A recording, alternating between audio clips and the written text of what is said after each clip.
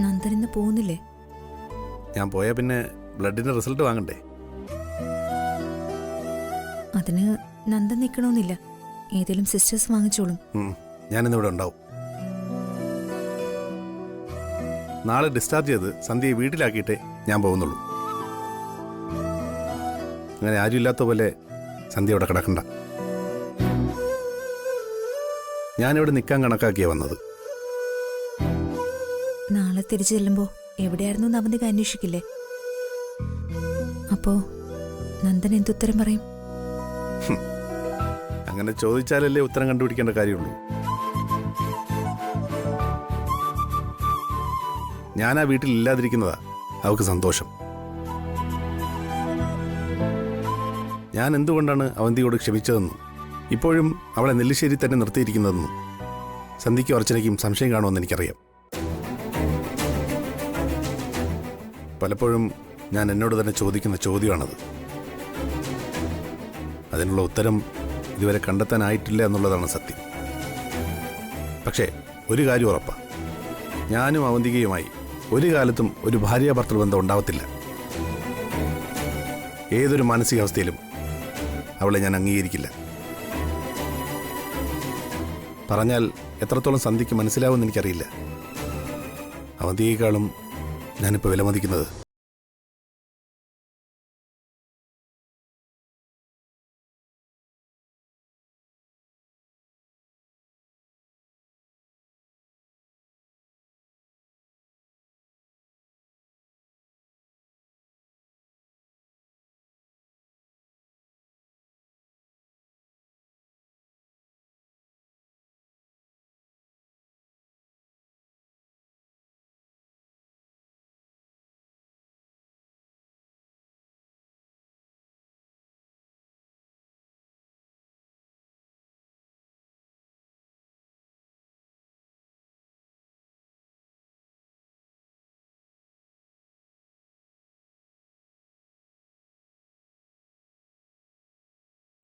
സന്ധ്യയെ പരിചയപ്പെടുന്നതുവരെ.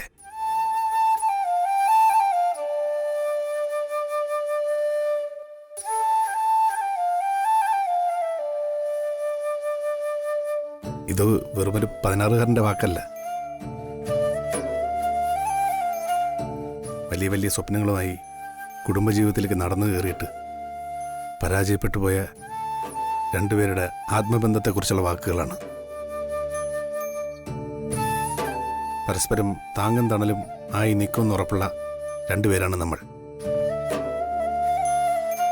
അത് മനസ്സിലായിട്ടും പിന്നെയും വൈകുന്നതുകൊണ്ട് പരസ്പരമുള്ള നല്ല നിമിഷങ്ങൾ നഷ്ടപ്പെടുമെന്നല്ലാതെ മറ്റൊരു ഗുണവും അതിൽ നിന്നുണ്ടാവാൻ പോകുന്നില്ല.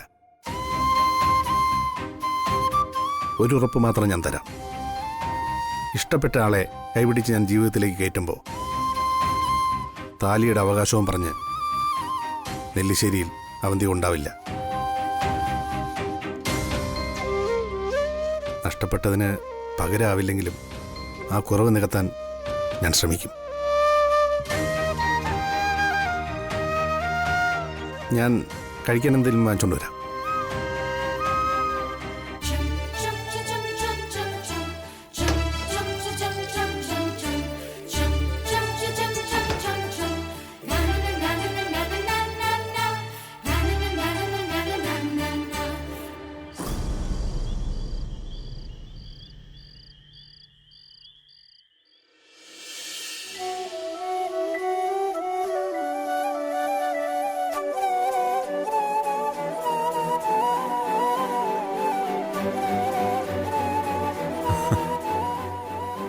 എടോ, താനതിനെക്കുറിച്ച് കൂടുതലായിട്ടൊന്നും ആലോചിക്കണ്ട. അവർക്ക് ജനിക്കാൻ പോകുന്ന കുഞ്ഞിന് അവർ തന്നെ പേരിട്ടോളൂ. അവർ തന്നെ ഇട്ടോട്ടെ. എന്നാലും നമുക്കൊരെണ്ണം കണ്ടുവെക്കുന്നതിൽ തെറ്റൊന്നുമില്ലല്ലോ. കുഞ്ഞ് മോളായിരിക്കും എന്ന് അമ്മയും മേരെടുത്തൊക്കെ പറയുന്നത്. അപ്പോ മോക്കിടാൻ പറ്റിയ പേര് വേണം കണ്ടെത്താൻ. എടോ, ഞാൻ ഒരു കാര്യം പറയട്ടെ. താൻ വലിയ കാര്യത്തിന് എന്തെങ്കിലും ഒരു പേരും കണ്ടുവച്ചിട്ട് അവരുടെ മനസ്സിൽ ഇനി വേറെന്തെങ്കിലും ആണെങ്കിൽ തനിക്കത് വിഷമാവില്ലേ? അതാ ഞാൻ പറയുന്നേ. അങ്ങനൊന്നുമില്ല. അവർക്കും കൂടി ഇഷ്ടാവുന്ന നല്ലൊരു പേര് കണ്ടുവച്ചാൽ മതി. അല്ല, അങ്ങനെ നല്ലൊരു പേര് കണ്ടുപിടിച്ചിട്ട് ആ പേര് ആ കുഞ്ഞിനിട്ടാൽ നമ്മുടെ കുഞ്ഞിന് പേരിടാൻ എന്ത് ചെയ്യും? നമ്മുടെ കുഞ്ഞിന് ഞാൻ വേറെ പേര് കണ്ടുവച്ചിട്ടുണ്ട്. അതുപോലൊരു പേരാ ഈ കുഞ്ഞിനെ ഞാൻ ആലോചിക്കുന്നത്. അത് ശരി. നമ്മുടെ കുഞ്ഞിന് താൻ എന്ത് പേരാ കണ്ടുവച്ചിരിക്കുന്നത്? അതിപ്പ പറയില്ല, ആ അത് ഞാൻ പിന്നെ പറയാം. ശരി, ആയിക്കോട്ടെ. ഇങ്ങനെ പേര് കണ്ടുപിടിച്ച് കാത്തിരുന്നാൽ മാത്രം മതിയോ? ട്രീറ്റ്മെന്റിന്റെ കാര്യം ആലോചിക്കണ്ടേ?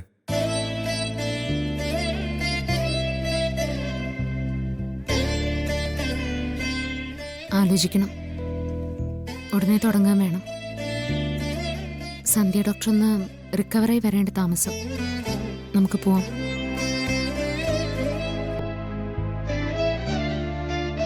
സത്യം പറഞ്ഞ കാത്തിരുന്ന് നമ്മളാ ഇത് നീട്ടിക്കൊണ്ടു പോകുന്നേ. എടോ, ഞാൻ തന്നെ കുറ്റപ്പെടുത്തിയെന്നല്ലോടോ. അതുകൊണ്ട് താൻ വിഷമിക്കാൻ വേണ്ട. ഞാൻ ആലോചിച്ചത് അതല്ല സച്ചേട്ടാ. സന്ധ്യ ഡോക്ടർ 90% ഈ ട്രീറ്റ്മെന്റ് സക്സസ് ആവുമെന്ന് പറയുമ്പോഴും ബാക്കിയുള്ള 10%-ലാ എൻ്റെ മനസ്സമാധാനം നഷ്ടപ്പെടുന്നത്. ഇപ്പൊ സച്ചേട്ടൻ പറഞ്ഞ പോലെ നമുക്കൊരു കാത്തിരിപ്പുണ്ട്. ഞാനും സച്ചേട്ടനും സന്ധ്യ ഡോക്ടറും വായിക്കുന്ന ആ 10% കണക്കില്ല ഇനി മുന്നോട്ടുള്ള നമ്മുടെ ജീവിതമെങ്കിൽ ഈ ട്രീറ്റ്മെൻറ്റോട് കൂടി നമ്മുടെ കാത്തിരിപ്പ് അവസാനിക്കുകയാണെങ്കിൽ നമ്മൾ എന്ത് ചെയ്യും സച്ചേട്ടാ?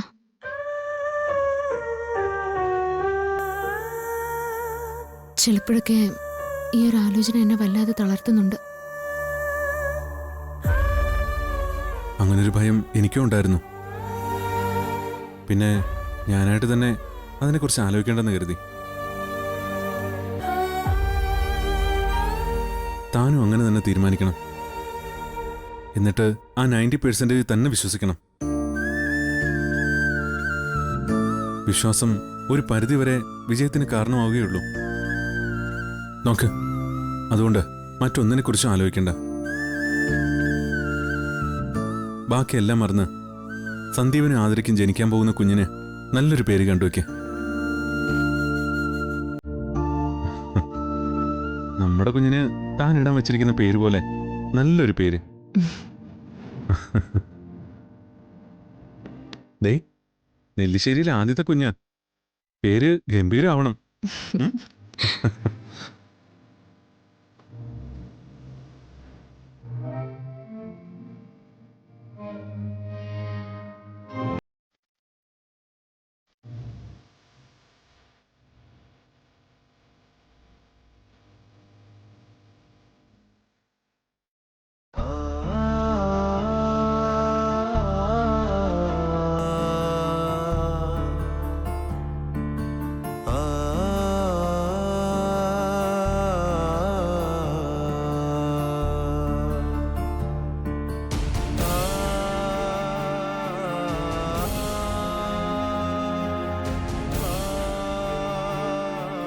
അർച്ചനയോട് നമ്മൾ സത്യം പറഞ്ഞിട്ടില്ല.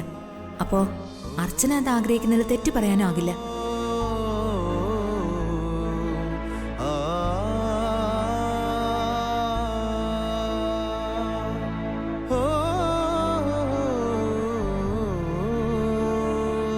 എനിക്ക് ഡോക്ടർ ഒരു ഉപകാരം ചെയ്യാമോ?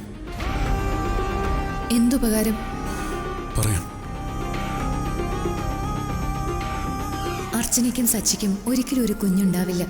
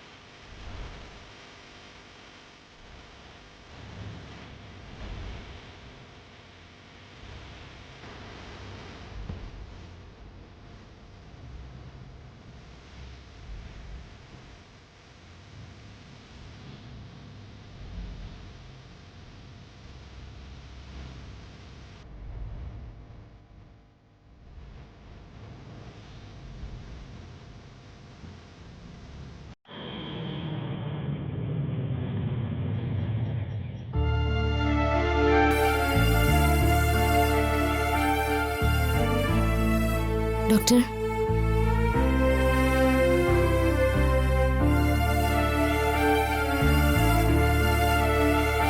ഇപ്പൊ എങ്ങനെയുണ്ട് ഡോക്ടർ?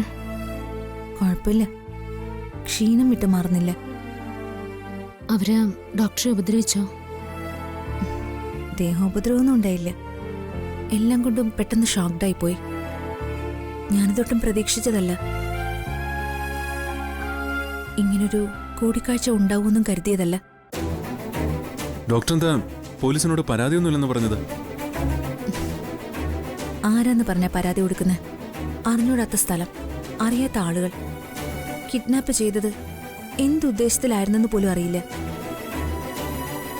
എന്തായാലും അവരുടെ ഉദ്ദേശം നടന്നിട്ടില്ല. അതുകൊണ്ടാവും അവിടെ തന്നെ എന്നെ ഉപേക്ഷിച്ചിട്ട് പോയത്.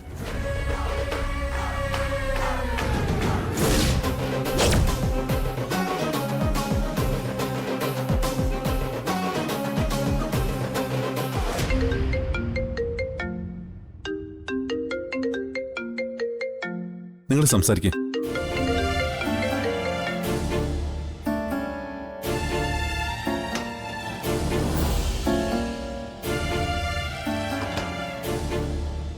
അർച്ചന, സച്ചിയോട് ഞാനിപ്പോൾ പറഞ്ഞത് കള്ളമാണ്.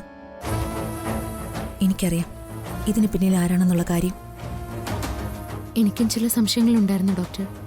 പക്ഷേ അതിന് ബാംഗ്ലൂരിൽ വിളിച്ചു വരുത്തി എന്തിനാണെന്ന് മനസ്സിലാവാത്ത. ഞാൻ ഈ നാട്ടിൽ നിന്ന് മാറിയാലേ അവരുടെ ഉദ്ദേശം നടക്കുമായിരുന്നുള്ളൂ. അവർക്കറിയാം ഇക്കയുടെ കൊലപാതകത്തിന്റെ കാര്യം പറഞ്ഞ ഞാനങ്ങ് ചെല്ലുമെന്ന്. ധനുഷിന്റെ സ്നേഹയുടെ വിവാഹം നടക്കുന്ന സമയത്ത് അർച്ചന തനിച്ചാവണം. അത് തന്നെയായിരുന്നു ഉദ്ദേശം. വിവാഹം മുടങ്ങിയപ്പോൾ അവരെന്നെ അവിടെ ഉപേക്ഷിച്ച് പോവുകയും ചെയ്തു. ഇതെല്ലാം കൂടി കൂട്ടി യോജിപ്പിക്കുന്നത് നമ്മൾ തന്നെയല്ലേ ഡോക്ടർ? ഇനി സച്ചേട്ടൻ പറഞ്ഞ പോലെ ഡോക്ടർ ഖാദറിന്റെ ഏതെങ്കിലും ശത്രുക്കളായിരുന്നെങ്കിലോ? അങ്ങനെ വരാൻ വഴിയില്ല. കാരണം എന്നെ ഹോട്ടലിൽ നിന്ന് കൊണ്ടുപോകുന്ന വഴി 2 പേരിൽ ഒരാൾ ഫോണിൽ സംസാരിക്കുന്നത് ഞാൻ കേട്ടതാ. ആ ഗുണ്ടയെ വിളിച്ച ആളുടെ പേര് അർച്ചനയ്ക്ക് കേട്ടാ മനസ്സിലാവും. ഷാഹിർ മുഹമ്മദ്.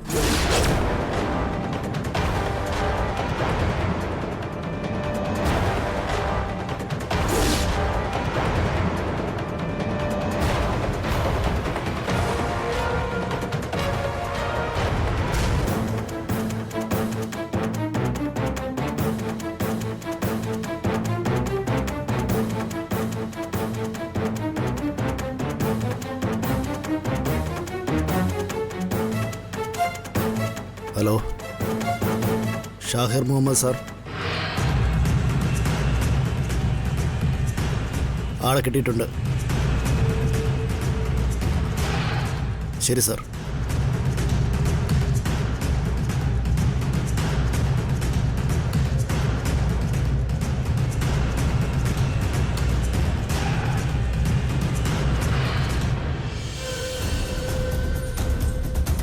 ഇപ്പൊ അർച്ചനയ്ക്ക് സംശയമൊക്കെ മാറിയില്ലേ? ഇത് അന്ന് അറിയാതെ പോയി. ഡോക്ടറുടെ കിഡ്നാപ്പിംഗ് കേസ് ധനുഷ് ഇതുവരെ സമ്മതിച്ചില്ലെന്നാ CI മാഡം പറഞ്ഞത്. അന്ന് ഞാൻ ചോദിച്ചിട്ടും അവൻ മിണ്ടാതെ നിന്നതേ ഉള്ളൂ. എനിക്ക് വേണമെങ്കിൽ ഇത് പോലീസിനോട് പറയായിരുന്നു. അതൊരു വലിയ വാർത്തയായി എന്റെ കരിയറിനെ കൂടി ബാധിക്കുമെന്ന് കരുതിയ ഞാൻ പറയാതിരുന്നത്. ഇപ്പൊ ചെയ്തു വെച്ചതിന്റെ ശിക്ഷ തന്നെ അവൻ താങ്ങൊന്നും തോന്നുന്നില്ല. എന്നെ ഉപദ്രവിക്കാൻ ശ്രമിച്ചത് ഞാനങ്ങ് മറന്നാ പോരെ. ഞങ്ങളുടെ കുടുംബത്തിന് വേണ്ടി ഡോക്ടറും കൂടി അനുഭവിക്കുകയാണല്ലോ. ഏയ്, ഞാനും ആ കുടുംബത്തിലെ ആള് തന്നെയല്ലേ. ഇതോടെ ഒരു കാര്യം എനിക്ക് മനസ്സിലായി. നെല്ലിശ്ശേരിയെ തകർക്കാൻ ധനുഷോ അവന്തികയൊക്കെ ഇറങ്ങുമ്പോൾ അർച്ചനയുടെ കൂടെ നിൽക്കുന്ന ഞങ്ങളെയൊക്കെ തകർത്താലും അർച്ചനയെ തകർക്കാൻ അവർക്കാവില്ല. ചിലപ്പോ അർച്ചന ആ വിവാഹം മുടക്കിയതുകൊണ്ടാവും ഞാൻ ജീവനോടെ തിരിച്ചു വന്നത്. ഇത്രയൊക്കെ സംഭവിച്ചിട്ടും ഇത്തവണയും അവന്തികയ്ക്ക് മാപ്പ് കൊടുത്തല്ലേ? അതങ്ങനെ തന്നെയല്ലേ ഡോക്ടർ? നമ്മൾ ഇത്രയൊക്കെ കഷ്ടപ്പെടുന്നത് എന്തിനു വേണ്ടിയാ? നെല്ലിശ്ശേരിയുടെ സമാധാനത്തിന് വേണ്ടി. അവന്തിയുടെ ചെറിയ എന്തെങ്കിലും കാര്യം പുറത്തു വിട്ടാൽ തന്നെ ആ സമാധാനം തകരും. അറിഞ്ഞുകൊണ്ടൊരിക്കലും എനിക്കതിന് പറ്റുമെന്ന് തോന്നുന്നില്ല. അതുകൊണ്ടാ അവന്തിക ചെയ്യുന്നതൊക്കെ നേരിട്ടും തടഞ്ഞും അവരെ ദുർബലയാക്കിയും പുറത്താക്കാതെ അവരെ അവിടെ തന്നെ തുടരാൻ അനുവദിക്കുന്നത്. പോകും വരെ പോട്ടെ. നിവൃത്തിയില്ലാതെ വരുമ്പോൾ മറ്റെന്തെങ്കിലും ആലോചിക്കണം. അർച്ചന, നിങ്ങൾ സംസാരിച്ചു കഴിഞ്ഞില്ലേ? സച്ചിക്കറിയാലോ ഞങ്ങൾ സംസാരിച്ച് തുടങ്ങിയ പിന്നെ നിർത്തില്ലെന്ന്. ഇപ്പൊ തൽക്കാലത്തേക്ക് നിർത്തിയേ പറ്റൂ. ഇല്ലെങ്കിലേ ആതിരയുടെ അടുത്ത് എത്താൻ പറ്റില്ല. ആ, മറ്റന്നാളല്ലേ ഡോക്ടർ ഡേറ്റ് പറഞ്ഞിരിക്കുന്നത്? ഞാൻ വിളിച്ചായിരുന്നു. അതെ, ഇവിടെ നിന്ന് നേരെ ഇനി അങ്ങോട്ട് പോകാന്ന് കരുതി ഇറങ്ങിയത്. എന്നാ ഇവിടെ നിന്ന് സമയം കളയണ്ട, ആതിരയുടെ അടുത്തേക്ക് ചെല്ല്. ആദ്യ പ്രസവം ആയതുകൊണ്ട് അവൾക്ക് ടെൻഷനൊക്കെ കാണും. എന്നാ ഞങ്ങൾ ഇറങ്ങട്ടെ ഡോക്ടർ. എന്താവശ്യമുണ്ടെങ്കിലും വിളിക്കണം. ശരി ഡോക്ടർ, സമയം പോലെ വീണ്ടും വരാം. ആ ശരി. പാടോ. ഫോൺ. അർച്ചന, താങ്ക്സ്. നന്ദനെ ഇങ്ങോട്ട് പറഞ്ഞയച്ചതിന്.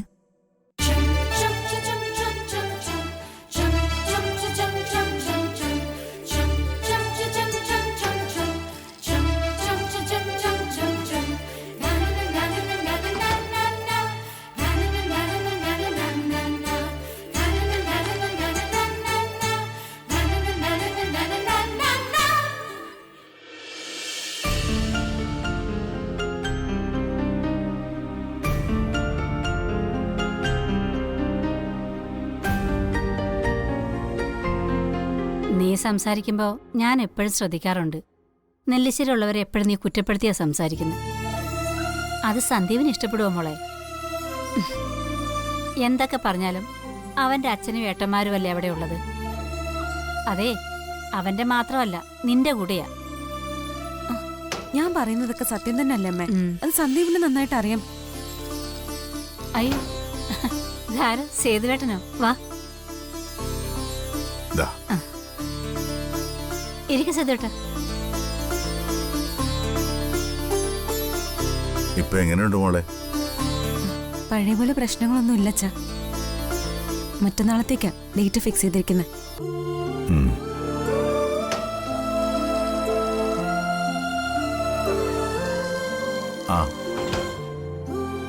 സേതു എപ്പോ വന്നു? മോളെ ഇവിടെ അഡ്മിറ്റ് ചെയ്തിട്ട് ഇതുവരെ ഇങ്ങോട്ട് വരാൻ കഴിഞ്ഞില്ല. അറിഞ്ഞു കാണുമല്ലോ അവിടുത്തെ കാര്യങ്ങളൊക്കെ. മനസ്സ് ശരിയല്ലായിരുന്നു, അതാ വരണമെന്ന് തോന്നിയിട്ടും വരാതിരുന്നത്. നന്ദനും എൻ്റെ അതേ മാനസികാവസ്ഥയിലാണ്. ഞാൻ ഏറ്റവും അധികം ആഗ്രഹിച്ചിരുന്ന നിങ്ങളുടെ കുഞ്ഞിനെ കാണുക എന്നുള്ളത്. ആ ആഗ്രഹം അതേപോലെ ഇപ്പോഴും മനസ്സിലുണ്ട്. എന്നിട്ടും ഞാൻ ഇവിടേക്ക് വരാതിരുന്നത് അതിനേക്കാൾ വിഷമം എൻ്റെ മനസ്സിലുണ്ടായിരുന്നുകൊണ്ടാണ്. മോൾക്കും ഇവിടെ ബാക്കിയുള്ളവർക്കും എന്നോടോ എൻ്റെ കുടുംബത്തോടോ മറ്റൊന്നും തോന്നരുത്. സേതു എന്തൊക്കെയാ ഈ പറയുന്നേ? ഞങ്ങൾക്ക് മനസ്സിലാകും സേതുവിന്റെ അവസ്ഥ.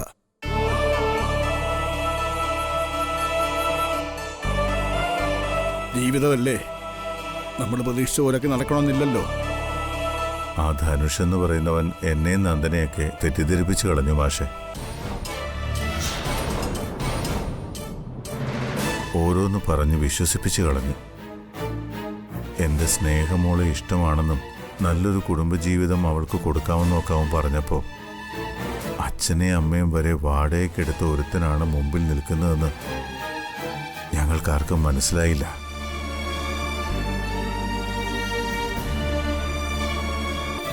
കുറേ നാളുകളായി ചെയ്യുന്നതൊക്കെ അബദ്ധമായി മാറുകയാണ്. അബദ്ധമെന്നല്ല പറയേണ്ടത്, അനുസരണക്കേടെന്നാ.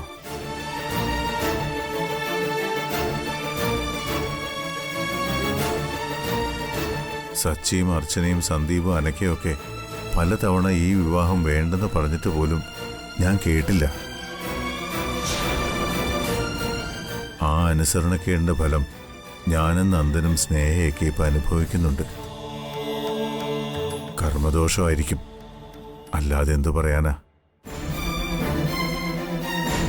ആ ഒരു കണക്കിനത് നന്നായില്ലേ സേതുവേട്ടാ. വിവാഹത്തിന് തൊട്ടു മുമ്പെങ്കിലും ധനുഷ് ആരാണെന്നും എന്താണെന്നും ഒക്കെ മനസ്സിലാക്കാൻ പറ്റിയല്ലോ. വിവാഹം കഴിഞ്ഞിട്ടായിരുന്നെങ്കിൽ എന്ത് ചെയ്തേനെ? സ്നേഹയുടെ ഭാവിയെക്കുറിച്ചോർത്ത് ഇതിനെയൊക്കെ വിഷമം ഉണ്ടാവായിരുന്നില്ലേ?